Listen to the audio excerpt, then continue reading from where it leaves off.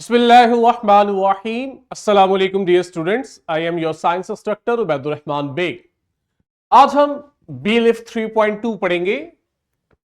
कहता है कि आप डीएनए का स्ट्रक्चर और कंपोजिशन बताएं। इफ यू रिमेंबर, हमने प्रीवियस लेक्चर डीएनए पे एंड किया, जीन्स और डीएनए पे, और साथ ही इसका मॉडल भी बताएं जिसमें इसका स्ट्रक्चर भी, फंक्शन भी और वेरियस कंपोनेंट्स भी डिजाइन हो रहे हो।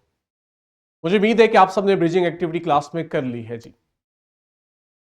फोकस हमारा है डीएनए यानी डिऑक्सी राइबो न्यूक्लिक एसिड। ठीक है, डीएनए प्राइमरली हम देखते हैं हमारे सेल के न्यूक्लियस में होता है। अभी के लिए इतना ही, न्यूक्लियस के अलावा भी कुछ स्ट्रक्चर्स हैं, लेकिन हमारा फोकस न्यूक्लियस पे रहेगा ग्रेड 8 में। कहता है कि डीएनए असल में छोटे यूनिट्स का बना होता है, और जो यूनिट्स हैं डीएनए के उन्हें हम कहते हैं न्यूक्लियोटाइड यूनिट्स, यानी न्यूक्लियोटाइड्स मिलते हैं और मिलकर डीएनए बनाते हैं, तो न्यूक्लियोटाइड हुए यूनिट्स। अब एक न्यूक्लियोटाइड के अंदर तीन चीजें हैं। नंबर 1, इसके अंदर शुगर का मॉलिक्यूल होता है। नंबर 2, इसके पास ऐसी बेस होती है जिसमें नाइट्रोजन होती है, राइट? इसको हम कहते हैं नाइट्रोजन कंटेनिंग बेस या नाइट्रोजनस बेस। है बेस, लेकिन उसके पास नाइट्रोजन है। और थर्ड चीज इसमें बच्चों फॉस्फेट ग्रुप होता है। अब मैं आपको यही चीज सिमुलेशन से दिखाता हूं कि प्रैक्टिस रियल में कैसे है। ये वो आपकी शुगर है जिसको आप डिऑक्सी राइबोज शुगर कह रहे हैं। आपने बस इसको शुगर के नाम पे याद रखना है। दूसरा, इसमें फॉस्फेट ग्रुप है, ये देखें। और थर्ड थी वो नाइट्रोजन कंटेनिंग बेसिस। जरा स्क्रीन पे देखो, आप लोग आइडेंटिफाई कर सकते हो। असल में ये 4 तरह की है, ठीक है ना? अभी हम देखते हैं इनके नेम्स वगैरह। अब डीएनए के अंदर 3 कंपोनेंट्स हैं। सॉरी, डीएनए के अंदर न्यूक्लियोटाइड है और न्यूक्लियोटाइड के पास 3 स्ट्रक्चर्स हैं। ठीक हो गया? अब कहते हैं न्यूक्लियोटाइड में ना शुगर और फॉस्फेट सभी में सेम होता है, लेकिन जो इसकी नाइट्रोजनस बेस है ना, ये आगे से 4 तरह की होती है। ये देखें, यानी डीएनए के न्यूक्लियोटाइड्स भी 4 तरह के हैं। न्यूक्लियोटाइड 4 इसलिए हैं, असल में उसमें जो नाइट्रोजनस बेस है वो 4 तरह की है। एक एडेनिन होती है, दूसरी गवानीन, तीसरी साइटोसिन और चौथी थायमीन। तो सिर्फ नाइट्रोजनस बेस चेंज होने से न्यूक्लियोटाइड चेंज हो जाता है, जबकि शुगर और फॉस्फेट सेम रहता है। तो एक न्यूक्लियोटाइड ऐसा होगा जिसमें एडेनिन होगी, दूसरे न्यूक्लियोटाइड की टाइप वो होगी जिसमें नाइट्रोजनस बेस गवानीन होगी, थर्ड में साइटोसिन और फोर्थ में थायमीन। यानी कि 4 तरह के न्यूक्लियोटाइड्स हैं जो मिलकर डीएनए बना रहे हैं। अब इंटरेस्टिंग बात यह है कि ये जो 4 तरह के न्यूक्लियोटाइड्स होते हैं, ये एक स्पेसिफिक सीक्वेंस में अरेंज होते हैं। ये जो न्यूक्लियोटाइड का एक स्पेसिफिक सीक्वेंस होता है ना बच्चों डीएनए में, इसी सीक्वेंस के पास वो जेनेटिक इंफॉर्मेशन होती है जो आपके ट्रेड्स के लिए चाहिए होती है। ठीक है, वो जेनेटिक इंफॉर्मेशन जो अभी हम पीछे पढ़ के आए, जो हमारे ट्रेड्स को डिसाइड करती है, डिटरमिन करती है, हमारा आई कलर कैसा होगा, वेट कैसा होगा, हाइट कैसी होगी, वो जेनेटिक इंफॉर्मेशन असल में डीएनए के न्यूक्लियोटाइड्स के सीक्वेंस में होती है। ठीक है, तो सिमुलेशन से अगर मैं आपको दिखाऊं, ये वो 4 तरह की नाइट्रोजनस बेसिस हैं।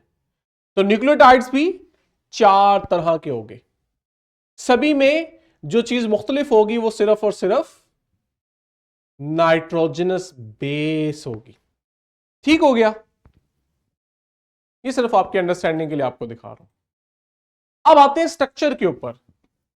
2 बहुत famous scientist, James Watson and Francis Crick, they propose the model of DNA in 1953।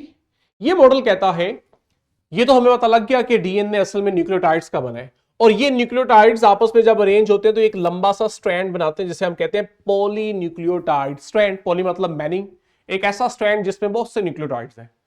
और अभी हमने कहा कि ये न्यूक्लियोटाइड्स एक स्पेसिफिक ऑर्डर में अरेंज होते हैं। ठीक है, अब मजे की बात यह है कि जब ये पॉलीन्यूक्लियोटाइड स्ट्रैंड बनाते हैं तो इस तरह के 2 स्ट्रैंड्स जब मिलते हैं तो आपके पास डीएनए बनता है।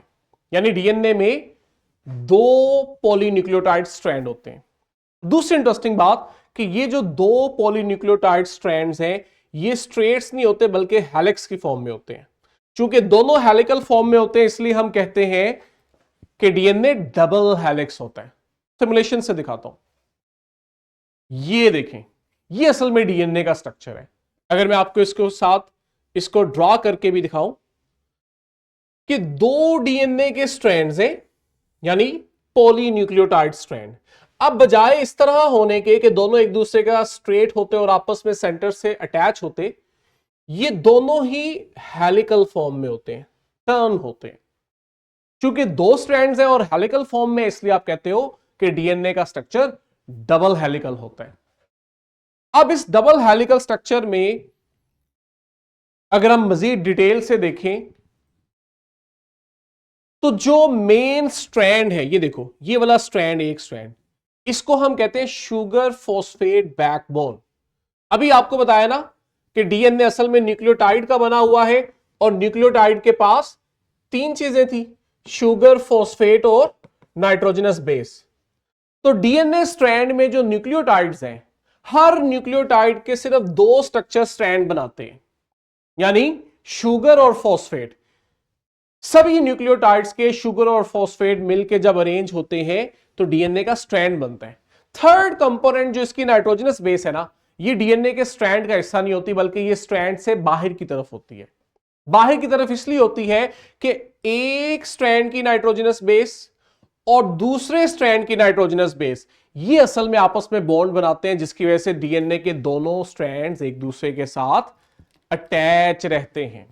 ठीक है, ये देखो, ये अगर आपके पास डीएनए डबल हेलिकल फॉर्म में है, यानी इसके दोनों स्ट्रैंड्स आपस में एक दूसरे के साथ अटैच हैं, तो उसकी वजह यह है कि एक स्ट्रैंड की नाइट्रोजनस बेस और दूसरे स्ट्रैंड की नाइट्रोजनस बेस, ये आपस में अटैच है। और अटैच इसलिए है कि ये जो बैकबोन है स्ट्रैंड की, ये बनी हुई है शुगर प्लस फॉस्फेट की।